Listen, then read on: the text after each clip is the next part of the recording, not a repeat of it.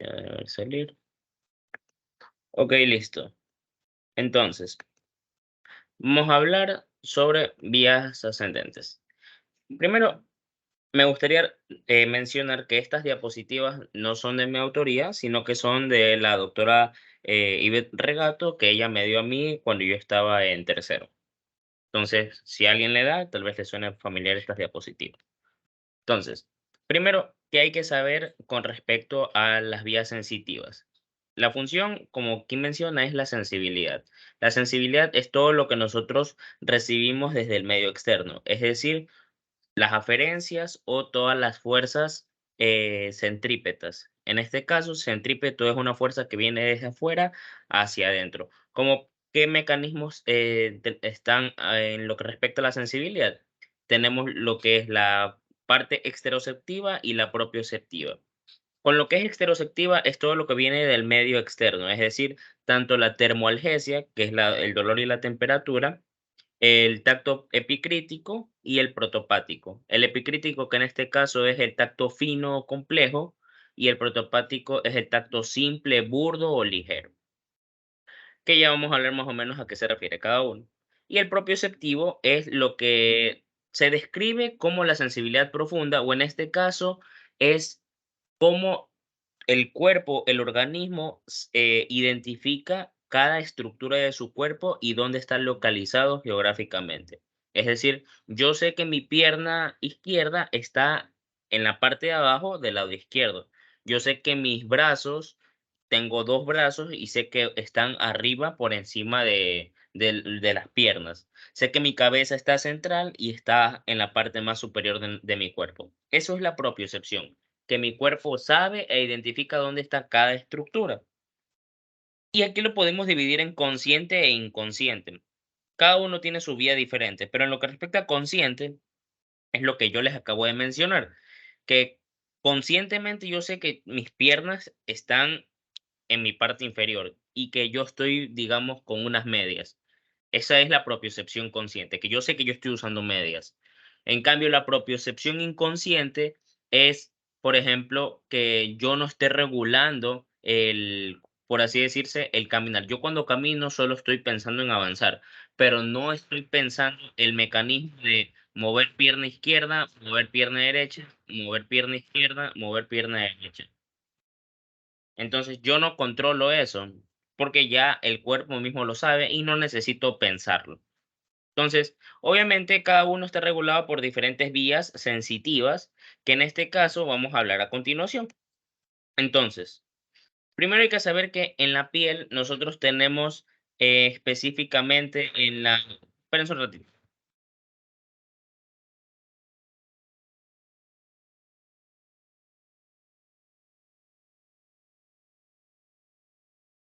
Ya, sabemos que en la piel nosotros tenemos receptores, que en este caso serían receptores cutáneos, que nosotros los podemos encontrar en la dermis, ¿no? Entonces, todas estas terminaciones o receptores o corpúsculos, cada uno va a tener una función en específica. Por ejemplo, los receptores de Meissner, los de Krauss, los Ruffini y los de Pacini, que vimos en primer semestre, tienen cada uno una función específica, ya sea tacto, frío, calor y presión. Pero también tenemos otras terminaciones, que en este caso serían las terminaciones nerviosas libres, que vendrían a ser específicamente del dolor. ¿Por qué son terminaciones nerviosas libres? Porque no tienen un centro en común, sino que están dispersas por toda la dermis, haciendo que cuando se sienta un estímulo doloroso, por lo general puede sentir de forma tanto generalizado como localizado, e incluso un dolor que está, digamos, en la mano derecha puede incluso a llegar ese mismo dolor hasta el hombro, por ejemplo, que es lo que ya se diría como dolor irradiado. Entonces, cada receptor cumple su particularidad en específico y cómo estaría compuesto.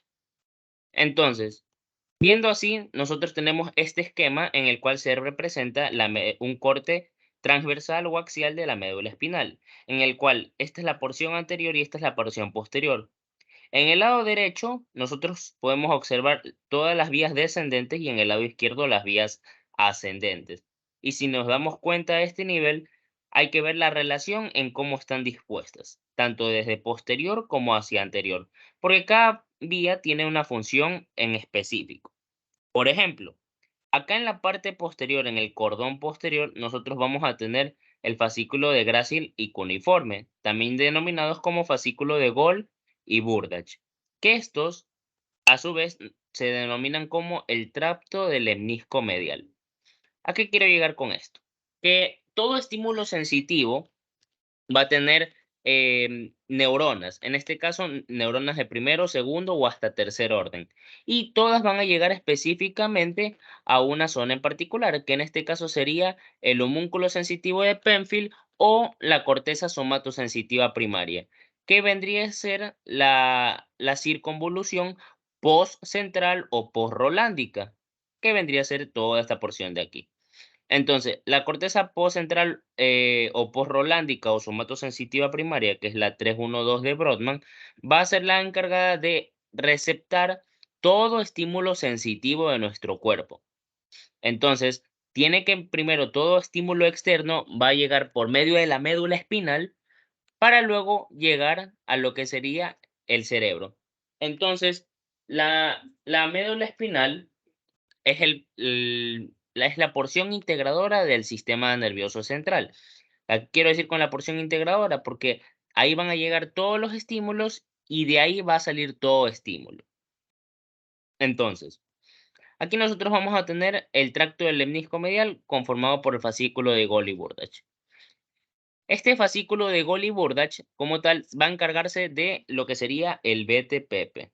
Vamos a escribirlo. El BTPP. ¿Qué significa el BTPP? Significa vibración, tacto epicrítico o tacto fino o profundo, presión y propiocepción consciente. La vibración nosotros lo podemos receptar por medio de los corpúsculos de Pacini. Los corpúsculos de Pacini son los encargados de sentir la vibración. ¿Cómo es un estímulo vibratorio? Por ejemplo, cuando ustedes se pegan con un palo a nivel de la rodilla y sienten que les queda vibrando, ya, esos estímulos, o por ejemplo cuando ustedes se golpean en el codo y les duele demasiado, ya, al principio antes del dolor sienten cómo les vibra todo el codo. Esa es la sensación de vibración. El tacto epicrítico se lo va a medir por medio de, como aquí podemos observar en el homúnculo de Penfield, ¿no? Nosotros vamos a tener que los brazos, es decir, las manos y la cara van a tener mayor tamaño a diferencia de los pies o los miembros inferiores. Y eso significa que tanto estas dos porciones de la cara y las manos tienen mayor inervación sensitiva, tienen mayores receptores que captan esta sensación, haciendo de que sea más discriminativo el poder determinar qué significa cada estímulo. Es decir, por ejemplo, en las manos nosotros podemos, qué sé yo les empiezo a dibujar con un dedo una letra y ustedes van a saber que estoy escribiendo, por ejemplo, la letra A. O si yo les hago cerrar los ojos y les doy una moneda, independientemente de la moneda que sea, ustedes la van a reconocer porque tienen mayores receptores en sus manos para que ustedes puedan discriminar qué es el objeto que ustedes están agarrando. Por eso se llama tacto discriminativo. Ese es el tacto epicrítico. De ahí la presión está dado por los corpúsculos de Merkel. En este caso vendría a ser la presión que ustedes, por ejemplo, pueden generar en los talones del pie. Ustedes, en el dorso del pie, ustedes asientan y ustedes sienten esa presión. Y es bastante profunda y es lenta. Entonces, todo este tipo de presión ustedes la van a sentir por medio del lemnisco medial. Y la propiocepción consciente, que es lo que ya explicamos. Entonces, esta vía tiene tres vías de relevo. Todo estímulo sensitivo, es decir, todo estímulo va a iniciar desde afuera de la médula espinal, es decir, digamos en la piel. En la piel llega el estímulo hasta lo que sería el receptor, que el receptor sea el que sea Pacini, Merkel o de Meissner, por ejemplo, que es el encargado de la presión, del tacto epicrítico. va a enviar el estímulo a la primera neurona, que la primera neurona corresponde al ganglio de la raíz dorsal o el ganglio espinal dorsal, que lo encontramos justo antes de entrar a la médula espinal. Esta es la primera neurona de toda vía ascendente, de toda vía sensitiva. La primera neurona siempre va a ser el ganglio de la raíz dorsal. Entonces, cuando llega aquí, hace sinapsis y entra a la médula espinal por medio de la parte posterior en el asta posterior. Justo a este nivel nosotros tenemos el tracto dorsolateral de Lissauer, por el tracto dorsolateral de Lissauer.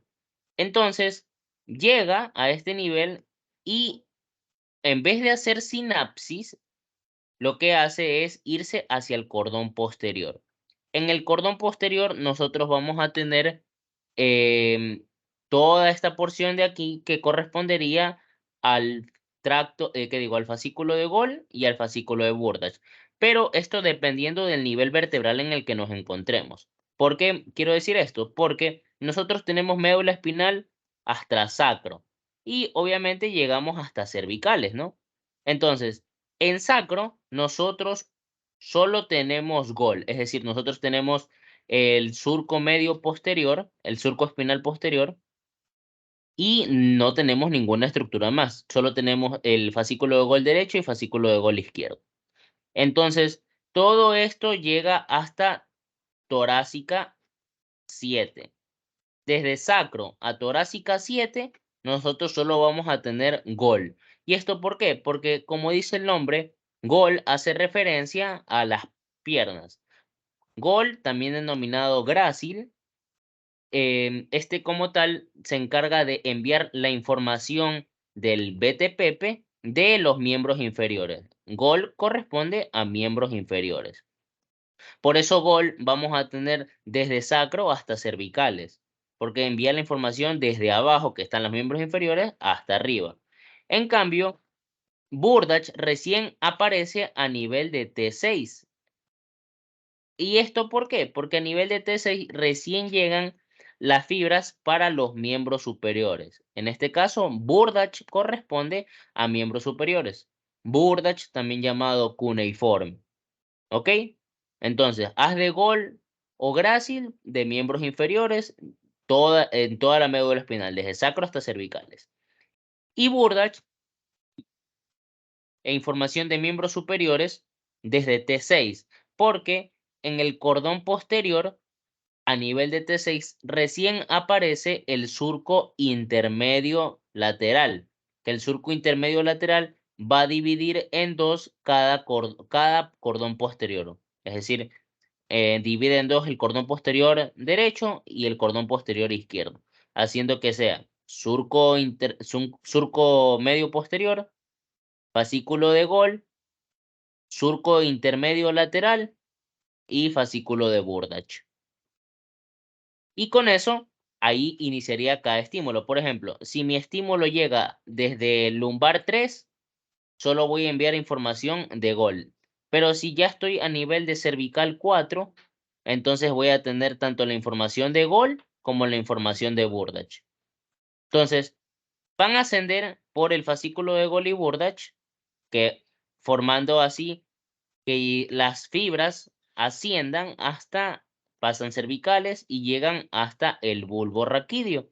En el bulbo raquídeo van a llegar a dos núcleos. El núcleo más medial, obviamente, va a ser el núcleo de Gol y el núcleo un poco más lateralizado es el núcleo de Burdach. Entonces, todo el fascículo de Gol de miembros inferiores llega al núcleo de Gol. Miembros superiores, fascículo de Burdach, hasta el núcleo de Burdach o cuneiforme. Entonces, cuando ya llegan a esta zona, lo que hacen es que si se dan cuenta, este lado es el lado derecho y este es el lado izquierdo. Entonces, cuando llegan al núcleo que correspondería a la segunda neurona, lo que hacen es decusar. Pasan desde ipsilateral a contralateral. ¿Qué significa eso? Que pasa desde el mismo lado hacia el lado contrario. Entonces, aquí, cuando hacen sinapsis en la segunda neurona, van a formar algo que se conoce como las fibras arciformes o fibras arcuatas internas, haciendo que éstas se unan en un conglomerado formando el famoso lemnisco medial.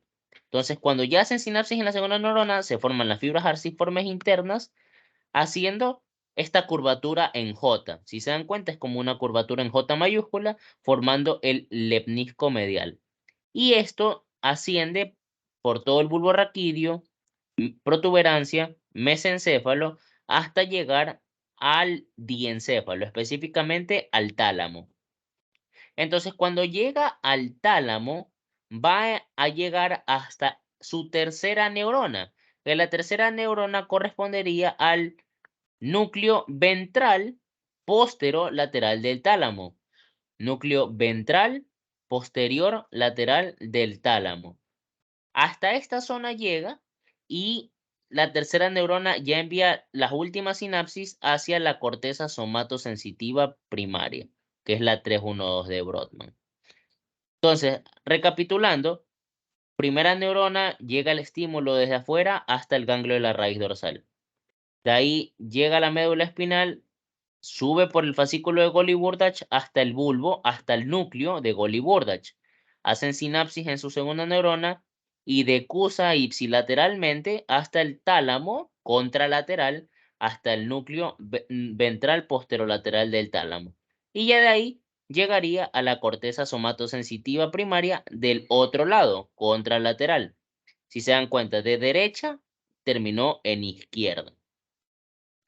Y este fascículo no solo lleva la información del BTPP, sino que también lleva información del grupo 1A y grupo 1B. Es decir, de los órganos tendinosos de Golgi y parte del uso neuromuscular. ¿Quedó claro? ¿O alguien tiene alguna duda?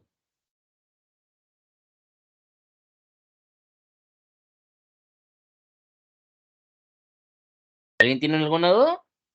¿O quedó todo claro?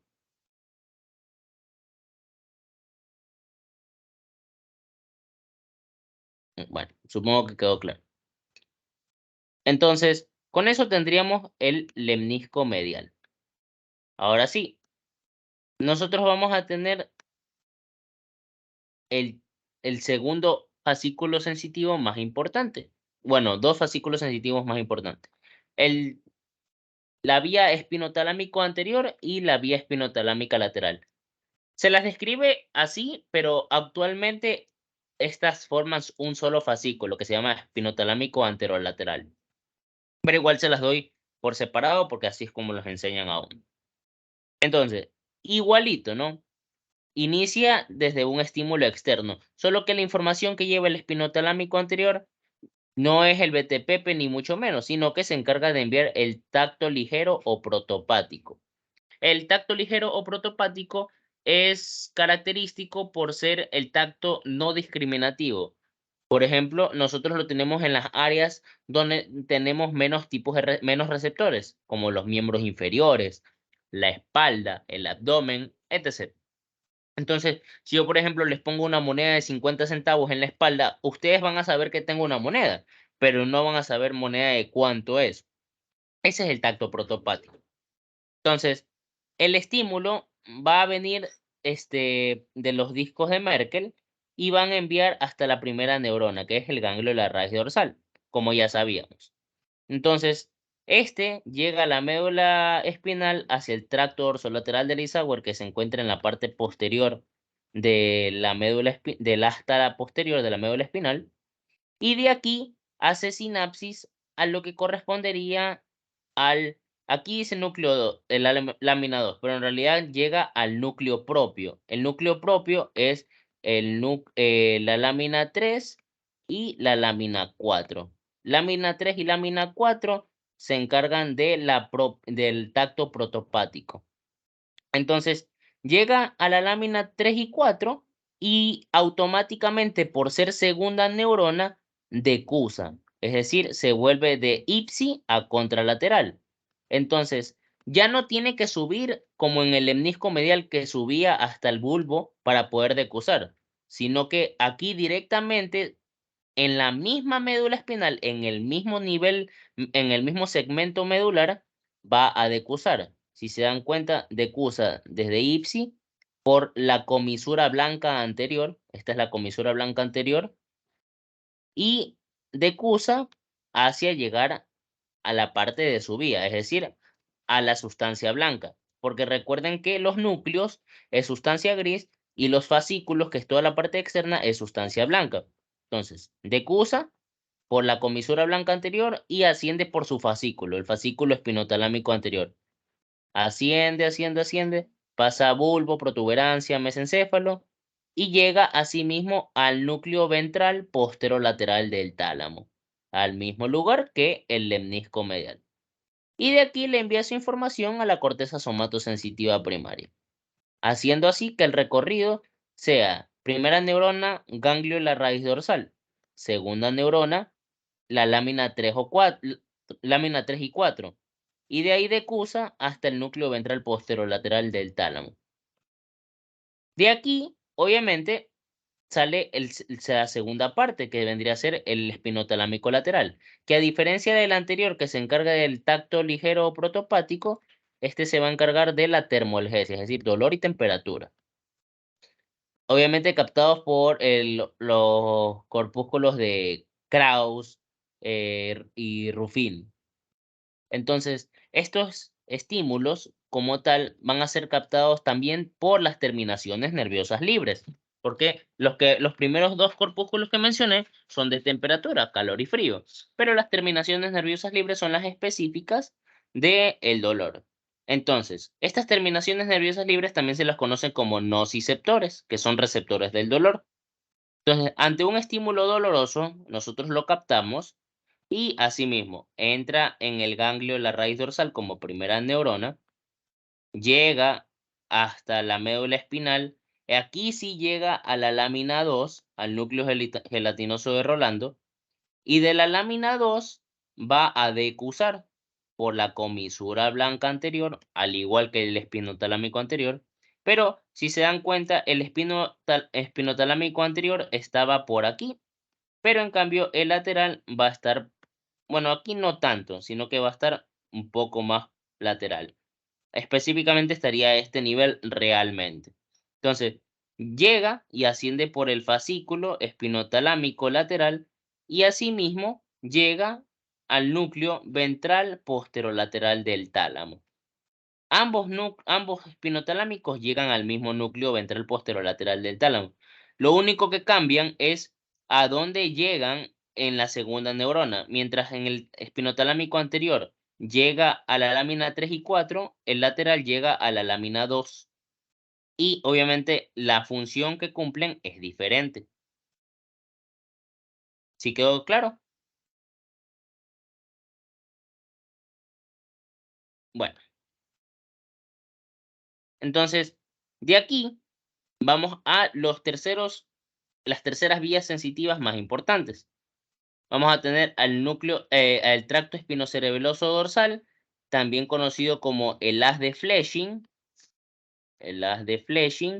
o también el llamado doblemente cruzado. Haz de Fleming o también llamado doblemente cruzado. Ahora, no, el doblemente cruzado es el otro, disculpen. Solo es el haz de Fleming. Entonces, el tracto espinocerebeloso dorsal, o también denominado el directo, ahí sí, este se encarga de las funciones de la propiocepción inconsciente. Como les mencioné, cuando nosotros caminamos, nosotros no tenemos que estar pensando que estamos moviendo la pierna izquierda, la pierna derecha, sino que ya se encarga más por la coordinación y la postura, por los movimientos ya aprendidos previamente, que nosotros lo hacemos de forma inconsciente, que esto obviamente, como dice el nombre, espinocerebeloso llega al cerebelo, y el cerebelo es el centro de todo lo inconsciente.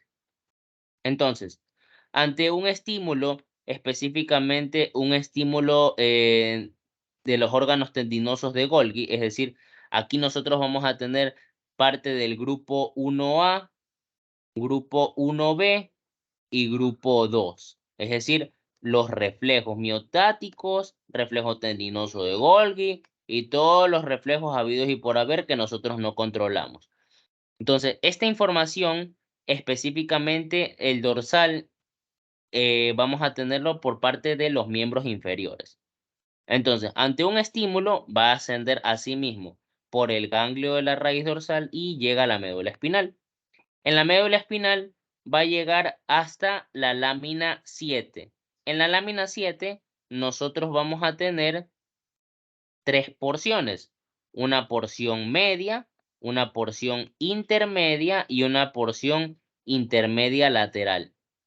La porción intermedia lateral corresponde a las astas laterales con el núcleo intermedio lateral que envía funciones simpáticas, dando el origen de la cadena ganglionar simpática.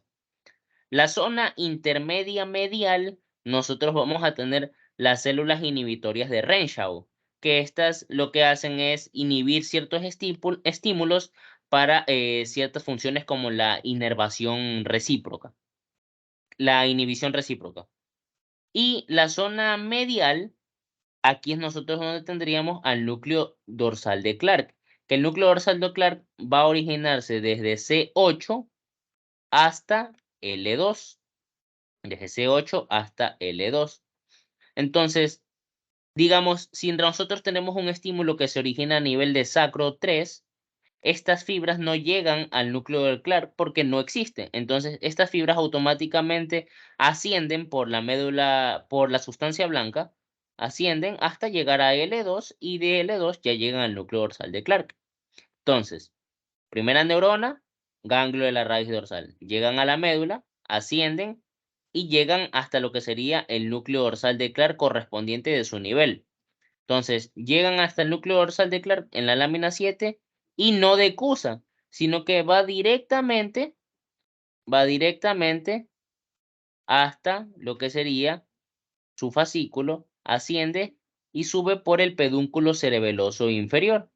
En el pedúnculo cerebeloso inferior, que está relacionado directamente con el bulbo raquídeo, entonces por el bulbo raquídeo asciende, entra la protuberancia por el pedúnculo cerebeloso inferior y llega hacia el cerebelo. Específicamente donde en la vermis, que es la vermis es lo que une ambos hemisferios cerebelosos, en la vermis, específicamente en la porción caudo rostral, es decir, caudo rostral por abajo.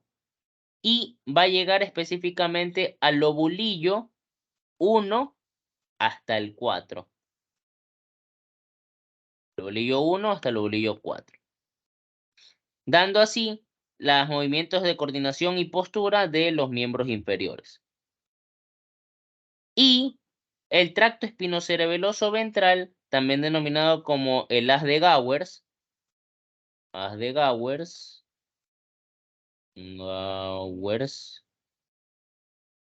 Gowers tiene la misma función, solo que a diferencia del dorsal, este sí se decusa. Este primero llega a a la primera neurona, que es el ganglio de la raíz dorsal, llega a la médula espinal, pero en vez de ir al núcleo dorsal de Clark directamente, sus neuronas van más a lo que sería la lámina 6.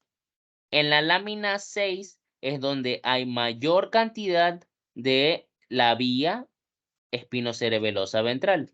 Entonces llega a la lámina 6 y también envía ciertas proyecciones a la lámina 7, el núcleo dorsal de Clark, y va a decusar. Es decir, en la segunda neurona, en la lámina 6, decusa hacia el lado contralateral y sube, asciende, bulbo, protuberancia y llega hasta el mesencéfalo. En el mesencéfalo va a ascender por el pedúnculo cerebeloso superior.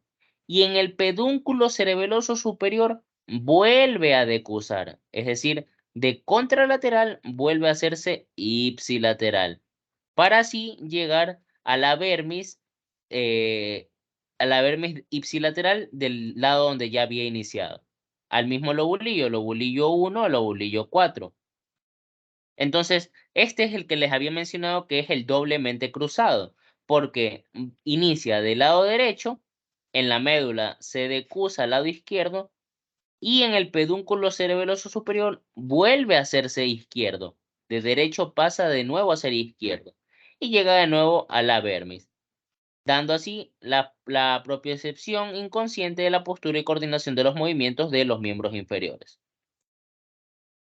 Obviamente, de cada lado particularmente. ¿Sí quedó claro? Sí. Bueno, supongo que sí. Ahora, hay, hay otro tracto que también tiene la misma función que el tracto espinocerebeloso dorsal y ventral, que se llama el tracto cuneo-cerebeloso. El tracto cuneo-cerebeloso creo que está por acá, si no me recuerdo, aquí. En el tracto cuneo-cerebeloso cumple la misma función del dorsal y del ventral, solo que en vez de ser de los miembros inferiores, es de los miembros superiores. Y como en los miembros, como les había mencionado, el núcleo dorsal de Clark solo está hasta C8, ya arriba ya no está el dorsal de Clark. Entonces, los miembros superiores necesitan un núcleo en particular. Entonces, todos los estímulos de la vía espinocerebelosa, de la propiocepción inconsciente, van a llegar desde afuera, llegan al ganglio de la raíz dorsal como primera neurona, pero en vez de irse al núcleo dorsal de Clark, ascienden las fibras directamente a lo que sería el bulbo raquídeo. En el bulbo raquídeo, lateral al núcleo de Burdach, nosotros vamos a tener un pequeño núcleo. Este es el núcleo cuneiforme accesorio o núcleo de Burdach accesorio. A este núcleo van a llegar las fibras cuneo-cerebelosas de la propiocepción inconsciente de los brazos, y desde aquí asciende ipsilateralmente por el pedúnculo cerebeloso inferior hacia lo que sería el cerebelo.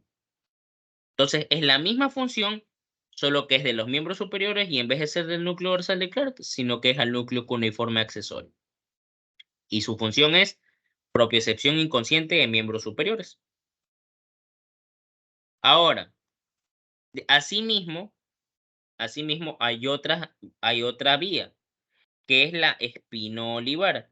De la misma vía espinocerebelosa, de las espinocerebelosas dorsales y ventrales, de esta misma vía van a salir fibras accesorias que en vez de subir por el pedúnculo cerebeloso inferior directamente, lo que hacen es venir, ascender y llegar específicamente al bulbo, pero al complejo olivar inferior, que lo vamos a tener a este nivel, el complejo olivar inferior, que son más o menos así en el corte histológico.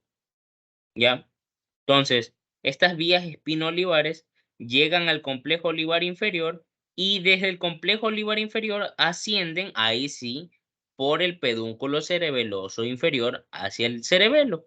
Y la vía espino-olivar se va a encargar específicamente de lo que sería la coordinación de los movimientos automatizados, como andar en bicicleta, saber escribir, saber hablar, saber realizar una acción de forma automática, como conducir el auto, por ejemplo. De ahí, nosotros tendríamos la vía espinoreticular, que esta es una vía accesoria de la vía espinotalámica. ¿Por qué? ¿Por qué les menciono esto? Porque asimismo inician con la vía espinotalámica y todo bien, así decusan y ascienden, pero en vez de ir al núcleo ventral posterolateral del tálamo, lo que hace es que se queda en la protuberancia. Las fibras vienen, se desvían y se quedan en la protuberancia. Específicamente, ¿dónde? En el sistema reticular. En el sistema reticular o en la formación reticular. Porque la formación reticular se encarga del mantenimiento del estado de conciencia y vigilia. Ustedes cuando ya vean más cosas clínicas de lo que respecta al sistema nervioso, ustedes tienen que ver que para evaluar el estado de conciencia, necesitan saber el nivel de conciencia y el contenido de la conciencia. El nivel de conciencia de una persona está en lo que sería el tallo encefálico, en la protuberancia específicamente. Y el contenido de la conciencia lo vamos a tener en la corteza cerebral. ¿Qué significa cada una? El nivel de conciencia que lo tenemos en la protuberancia está dado por estado de vigilia o alerta, que estamos completamente conscientes de todo lo que pasa a nuestro alrededor. Luego viene somnolencia, que estamos adormitados. Luego tenemos em, obnubilación y luego ya tenemos específicamente el coma. En cambio, en el contenido de conciencia, que es a nivel cerebral, sí, a nivel de la corteza cerebral, nosotros tenemos lo que es lucidez mental, luego tenemos confusión mental, como en este caso sería la esquizofrenia, y luego ya tendríamos la propia confusión total, o la demencia, en este caso. Entonces, la vía espinolibar, que digo, espino-reticular, se encarga de mantener el nivel de conciencia alerta. Y el espinotectal, que se origina del espinotalámico lateral, en vez de llegar al núcleo ventral posterolateral, este nomás se queda en el mesencéfalo, específicamente donde en los colículos superiores. Este es el colículo superior, este es el colículo inferior, ya. Entonces, el espinotectal va a llegar al colículo superior y del colículo superior son fibras que van a estar en este centro que se supone que es un centro de paso visual. Entonces, la vía espinotectal no solo envía impulsos nociceptivos, sino también impulsos visuales. ¿Qué es lo que se conoce como el reflejo óculo-cefalogiro? Si yo, por ejemplo, este es lado derecho y este es lado izquierdo. Si una persona te llama del lado izquierdo y tú estás viendo hacia el lado derecho, digamos, por ejemplo, esta persona se llama Sergio. Entonces, persona X llama a Sergio, le dice, Sergio, oye. Entonces, esta persona que está viendo del lado derecho automáticamente vira su cabeza ante el estímulo auditivo y mueve los ojos hacia donde lo están llamando. Entonces, si se dan cuenta, la cabeza la movió de un lado hacia el otro lado de forma instantánea ante el estímulo que recibió y obviamente pudo observarlo. Y eso sería la vía espinotectal. Y con eso terminaríamos las vías ascendentes. ¿Alguien tiene alguna duda?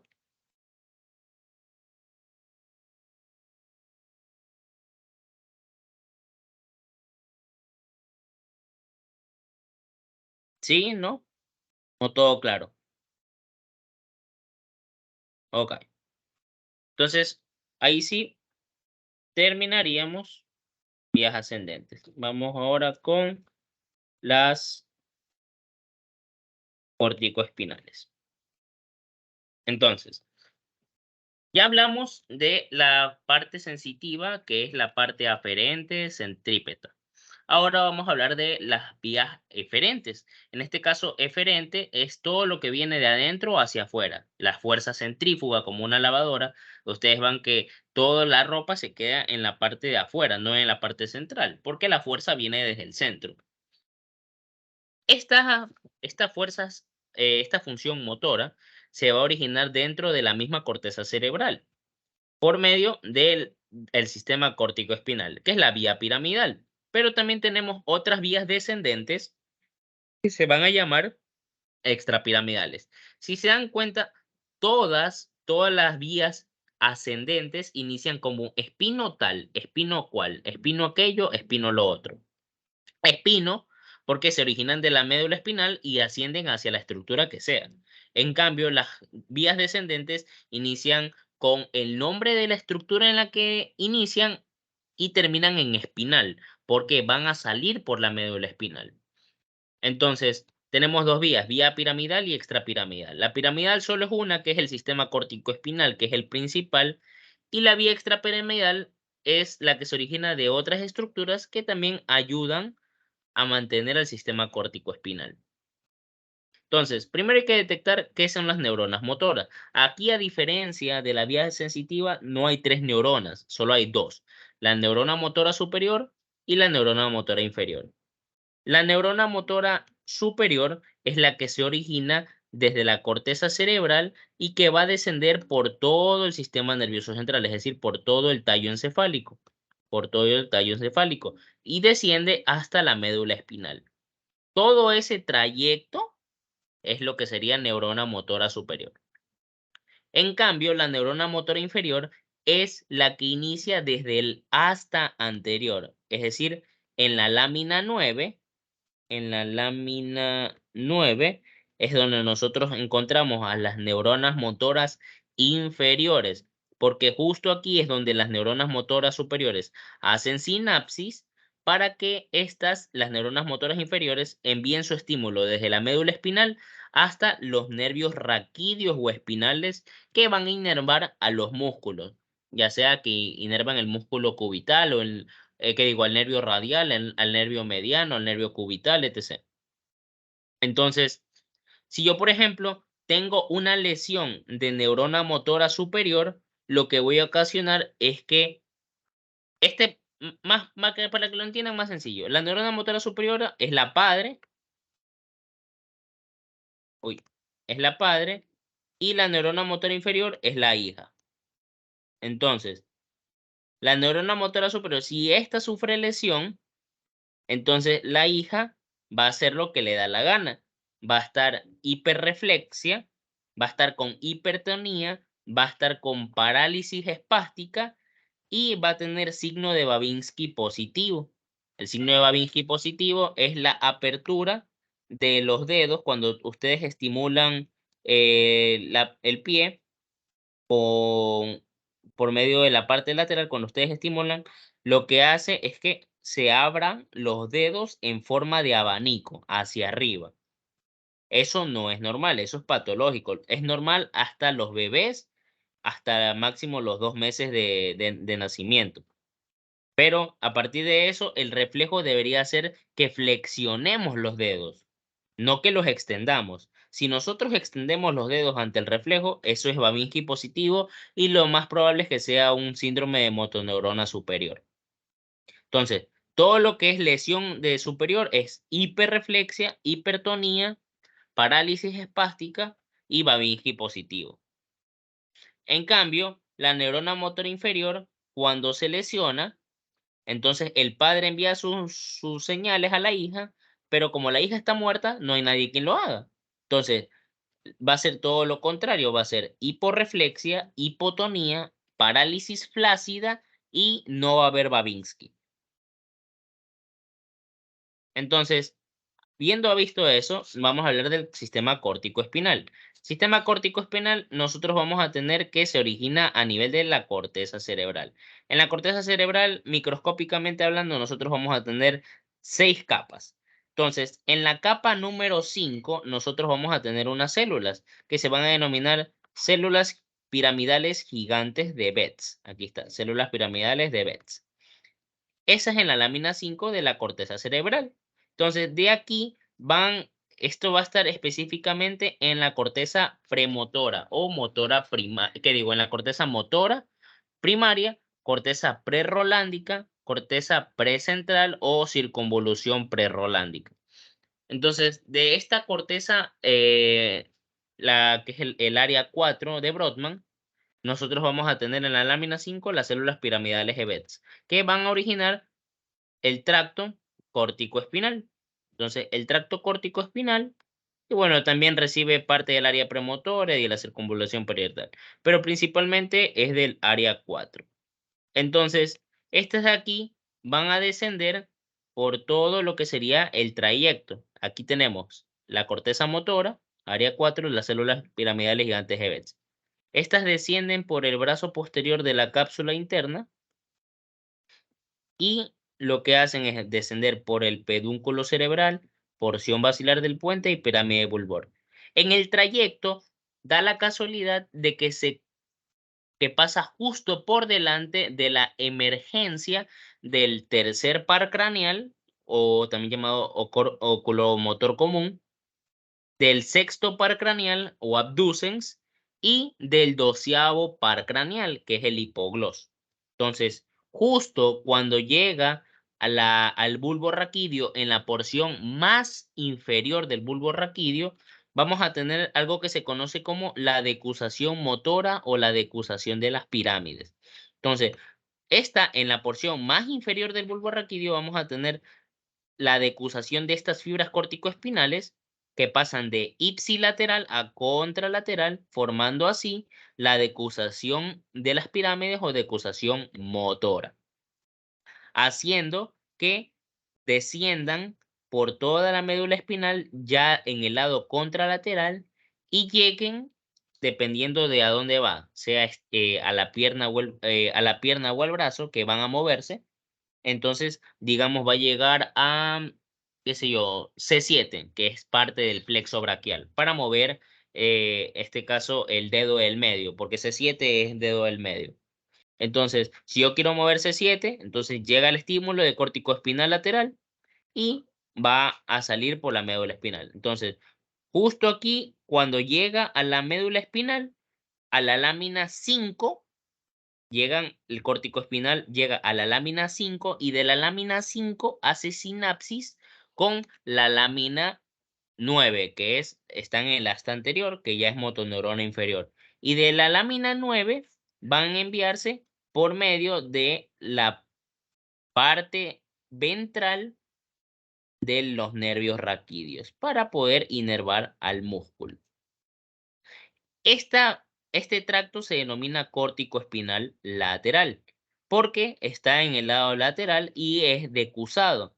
Corresponde al 90% de las fibras corticoespinales, pero nosotros tenemos el otro 10% restante, que este sería el 8% que quedaría corresponde al córtico espinal ventral o anterior, que en vez de decusar, sigue su camino de forma ipsilateral, llega a los mismos lugares, lámina 5 y luego lámina 9, y va a enviar hacia el otro lado, es decir, al miembro contralateral, con respecto al córtico espinal lateral, ¿no?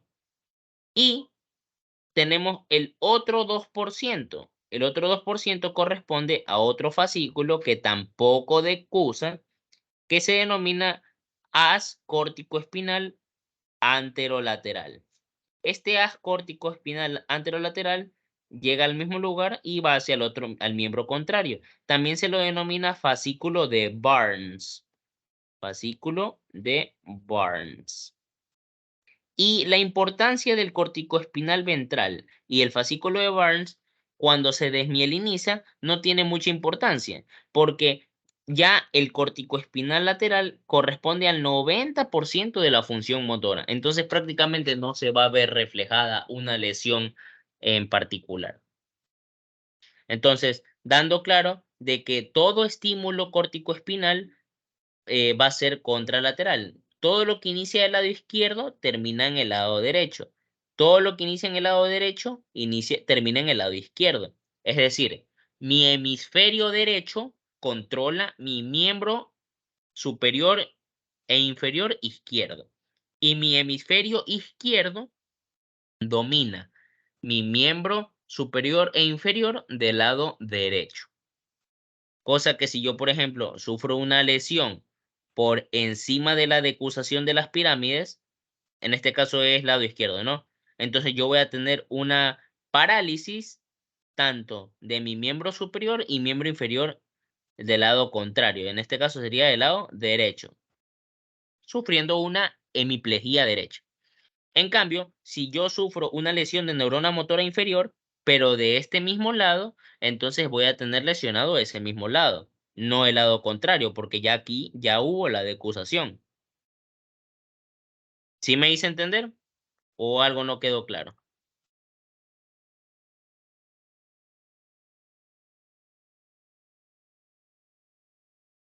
¿Sí? ¿Todo quedó claro? Sí. Ok.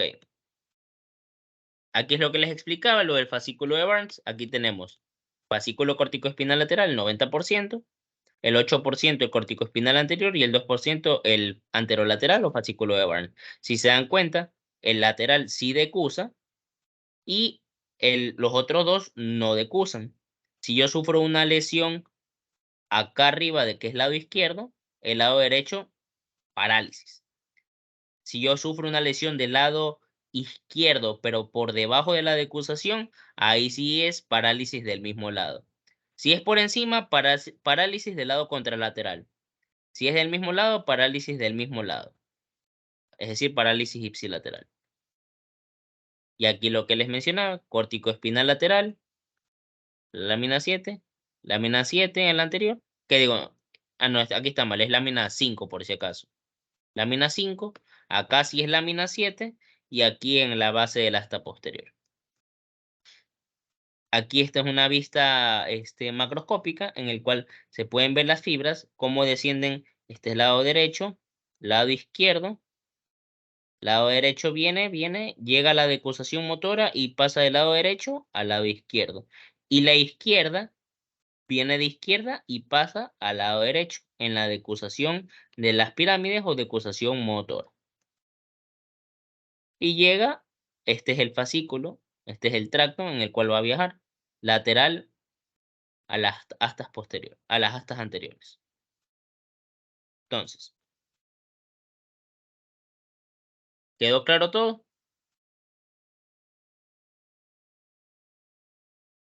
Listo. Entonces, solo hasta aquí vamos a llegar por lo que les había mencionado hasta el principio y espero que hayan comprendido todo. Voy a dejar de grabar.